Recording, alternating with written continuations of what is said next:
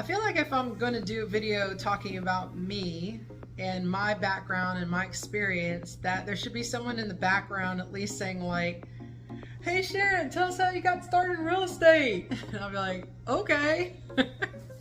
And you know, I do talk about myself to some degree, but I'm usually just talking about, you know, helping buyers how to purchase property and sellers how to list and sell their property, and talk about investment purchases. And so I think through that a lot of people get to know me and know a lot about me, which is really cool because a lot of times when people call me, there's like, hey, we want your help either selling our property or helping us buy property. They already feel like they know me because they've seen me on YouTube, they've watched a lot of my videos, they've seen me on Facebook, they've gone on Google and they've read all my reviews, and they still call me. I'm just playing. And so they feel like they know me, which is really awesome. But I do have quite a long experience. Was it 7 years ago? Something like that. So I do have quite an experience level as far as like how long I've been in real estate. So I just want to kind of walk you through. And the reason I feel it's more important to talk to you about that now is because with the changes in real estate and the buyer's agent agreements being required across the entire country, it's not just Sharon's rule or Florida's rules, it's the entire country. I think it's really imperative that you get to know who is going to potentially be representing you in the purchase of a property. And I actually started in real estate in, I always like try to say 1999. 1999. I had just graduated out of Sam Houston State University in Huntsville, Texas. I grew up most of my life in Houston, Texas, although I was born in Florida, down in South Florida, Miami Beach actually. But I grew up in Houston, and I had graduated from college with a political science degree. You see how that has served me well.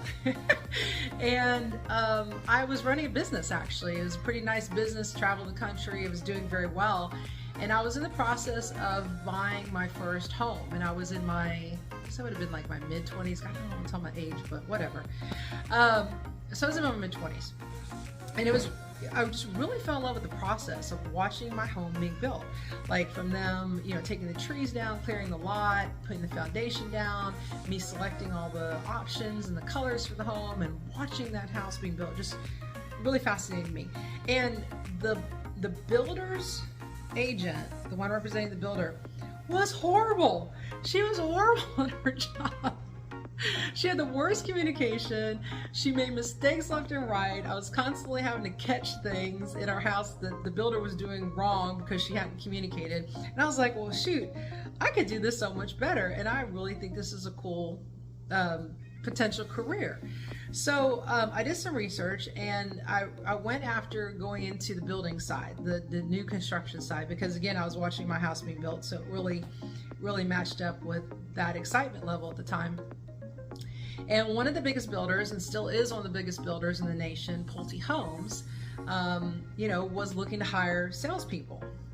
So I put my application in, put my resume together, waited for them to call me. They never called me. So I called them, and I wound up speaking with Sue in HR. I was like, hey Sue, I put my application in, you have my resume, and I'm really interested in, you know, coming to work for you guys and having an interview. Well, thank you, Sharon, we really appreciate it, but we only hire agents that already have experience in new home construction and sales. Okay. I was like, all right, well, how do I get that if you won't hire me? If you hire me, I'll have it. So for the next like 3 months, because I was zeroed in on Pulte Homes, like zeroed in. I don't know why I was so fixated on them. I just really liked them. And so the next several months, I just pursued it, and I kept calling Sue and, hey Sharon, how you doing? I was like, I'm doing fine. You guys want to bring me in for an interview? And they're like, no, nothing's changed. We can't do that. And I'm like, all right. So I went ahead and put an application in with another national builder, not as big in the area, but still well known across the country. And they called me and they said, yeah, come on in for an interview. And I was like, oh, okay, cool. So I go in for the interview. I probably spent a couple hours in there chit-chatting and talking about my experience level, what I've been doing, things like that, outside of real estate, obviously. And they offered me the job right there on the spot. And I was like, oh, okay. And I was like, well, can I think about it overnight and I will get back to you tomorrow? And they're like, okay, that's fine. So I went home and I called Sue. And I said, hey, Sue, Sharon Delaney. She's like, hey, Sharon, how you doing? Nice to hear from you. It's like, hey, I'm just calling to let you know that you won't be hearing from me anymore. I got an offer given to me by the other home builder, and tomorrow I plan on giving them a call and, you know, and accepting the position is what I'm expected to do. So I won't be bugging you anymore. And she's like, can you hold on for a second? I was like, sure. And she came back on the phone and she said, can you be here tomorrow morning to interview? And I was like, yes, I can. Yes, I can. So I went in and I sat in this room. It was a big conference room. I sat in there with 2 sales managers. So you had there's such a big division. You had 2 sales managers, North and South division. And then the president, the VP for that Houston division, was in there. And we just had the greatest time. Like, we talked for about 2 hours, and they got to know me, and I got to know more about the company and things like that.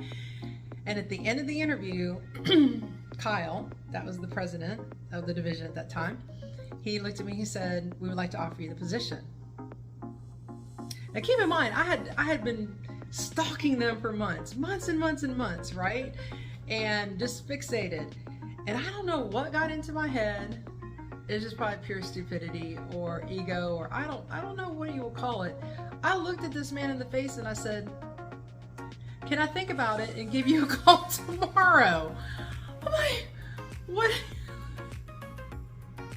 And I remember, this is the funniest thing. He looked at one of the sales manager, Bob, and said, Bob, don't we have some like chain link around here somewhere that we could just go get and just, you know, like tie her to this desk so she can't leave until she answers us? And we all bust out laughing. And then I left. And then I went home. I said, what the hell did you just do? Why did you do that? Next morning I called him up and I said, yes, I would love to come work for you. And that started my career in real estate. So with Pulte Homes in Houston, Texas, I spent 6 years with Pulte Homes. I loved every minute of it. I started 3 years in the sales side, learning, eventually training other salespeople, starting up new communities. Had a fantastic partner that I worked with. It was great. And then the opportunity came up to move into management, and interviewed for the position and got the position. And I was now sales manager for half of the Houston division. So I think I had, I want to say I had about 15 communities that I was in charge of, and would have been about 30 salespeople. And I was out there every day, you know, visiting the communities, walking homes with them, walking inventory homes to see what condition they were in, talking to them about their buyers, helping them with any questions, doing a lot of training, and loved it. And then got very, very involved in more the in-office corporate side, took a different role inside where I was helping to manage the closing process. I wasn't with title, I wasn't with mortgage, but I was on the builder side working with all the parties, title, builder, and the mortgage company, ensuring that every closing was happening every month. And we had 100 closings a month on average in that division. So that was my baby, to make sure those suckers all closed on time. And then I helped with new community startups as well, designing how the houses were going to lay out in the neighborhood, what floor plans we were going to build, what features we were going to put in the homes, help with the pricing piece of it as well when they were doing their feasibility statement study. And just got involved in so many different aspects, and it just gave me a really well-rounded, you know, overall education in new home construction. So after 6 years, I decided to move back to Florida, and I actually moved down further South Florida, and I went on with a smaller regional builder as their VP of sales and operations. So then I was managing their whole division, all their communities and their sales team. And it was a very different type of vibe. And I came from a very professional corporate, big national builder to little small guys in the pond. And they just didn't do business the way that I like to do business. And there were some indicators early on that they were going to have some issues, because now we were kind of edging into 2005, 2006. Inventory was being built up like crazy because all these investors were snapping up all these spec homes. This was leading up to the crash. So I wound up leaving them. I said, this is not quite what I signed up for, and took another position as vice president of sales with another regional builder up in the Panhandle of Florida. And I did the same thing with them, managing the sales team, all the communities. And then, and then the market crashed. The real estate market crashed, and I was out of a job.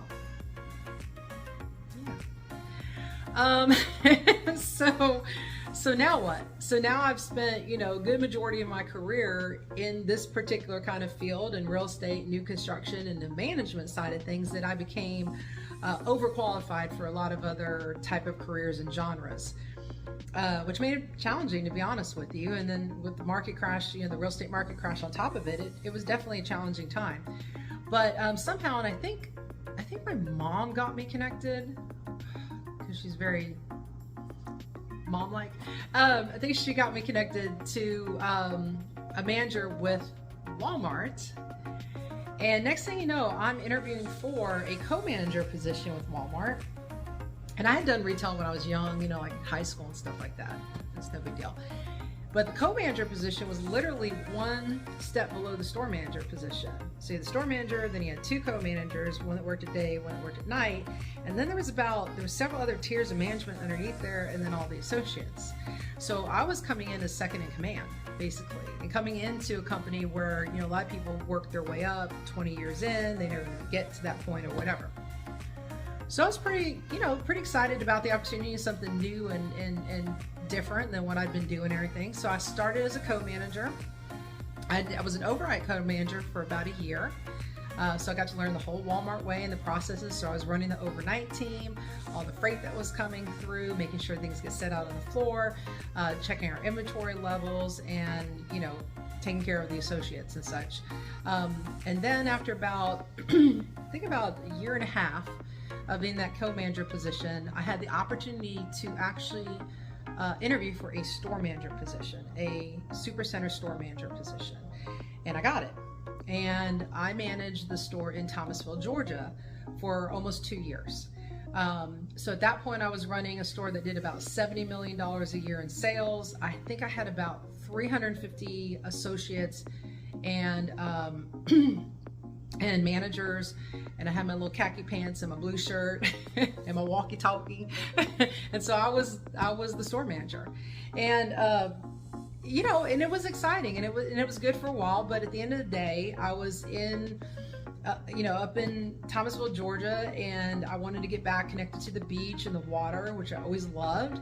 And so I said, let me see what's going on down there. So I moved to Panama City Beach. Came to Panama City Beach. I continued in retail and ran another retail store out on this beach for a couple years. Again, real estate was still like, real estate was like, there's not much going on. So that's what I did during those intermittent times. And then real estate started kind of peeking its little head up, and I was like, oh, okay, I think I really want to go back to doing what I have a big passion for and desire to do.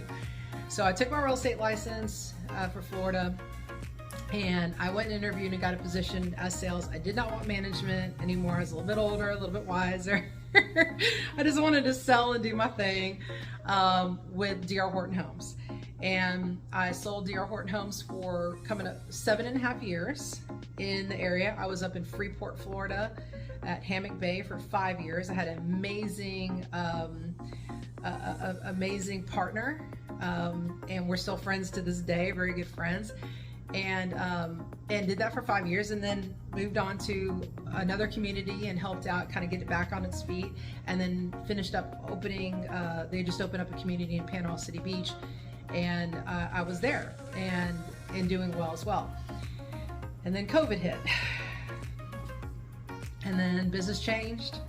It was dead for a little while, which is fine. I get it. That's no problem. I mean, the world was in, crisis and everything. But during that time, I just had a lot of time to reflect on, my career and where I'd been. And I was always interested in general real estate. I did have an interest for it. But, the difference coming from the construction side is, you know your community inside and out. You got these many floor plans to sell. They come with these features. The prices. They're pretty much set in stone. It's a pretty mechanical type of thing versus, general real estate. It's, you're, you have to know all different type of property types. And I made the decision to move into general real estate. So that's been about, was it 2020? That I moved into general real estate and haven't looked back. Joined with Caldwell Banker, love my brokerage, love my broker, Joanne Revel. She's an amazing woman. And I just dove in and never looked back. And fortunately, with the level of experience that I've had, the passion I have for the business, my ability to negotiate, my ability to, give great customer service to my clients, I've been extremely successful all of these years.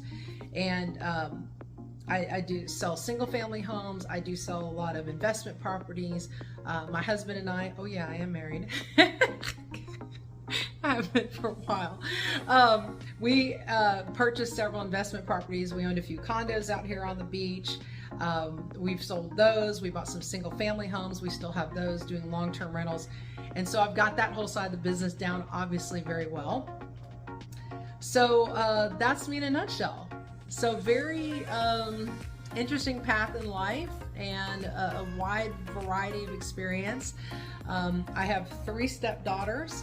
The last one is hopefully out the door soon. We'll see. So I'm gonna be the empty nester. I don't know. And then we have 2 dogs, Patches and Teddy. And then I have turtles. I have box turtles. So I rescued one. I went rescuing another. Yeah, this is how it goes. So I love it. I love these guys. It's crazy. So I have 6 box turtles. They're in a custom big outdoor area called like Turtle Oasis, basically. And they've got just this wonderland out there. It's, they're protected, they're safe, they can just do their thing. They've got ponds to go into and all that. And then they're all females. And without getting into too much details, there may be turtle babies coming soon. So as of this video, which is mid-August, we may have some hatching. And I've told all my friends and family that their Christmas presents are box turtles. So, but I don't know why I find so much fascination and relaxation watching something that moves really slow, but I do. So that's me in depth. Hope that gave you more insight into me. And I love humor. I love to laugh. I like to enjoy my time with my clients. I'm not a fussy kind of person. It's always stressful enough and emotional enough to buy a property, sell a property. So if I can make that transition easier just through, easing your mind through the level of, experience that I have and through humor and know that I've got your back and I'm going to take care of you, and anything that comes up, I will get it resolved. So thank you so much for watching. Now, okay, this is officially the longest video I think I've ever made, but it's 19 minutes, 19 years of real estate. So I guess that matches up. Thank you so much. Please subscribe to my YouTube channel to keep up on all the other videos coming your way, and like and share it if you want to, and give me a call if you are looking to buy or sell. Have a great day from Panama City Beach.